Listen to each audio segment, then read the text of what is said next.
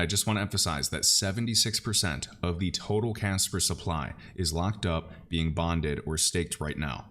So when you're looking at this circulating supply, it is actually far less. And then think about what is the actual amount being traded between exchanges? Far less, which could lead to a lot more scarcity than we think.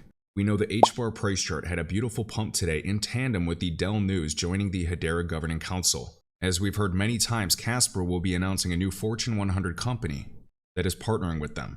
Now, in the Messari report, it seems to hint that it was Google.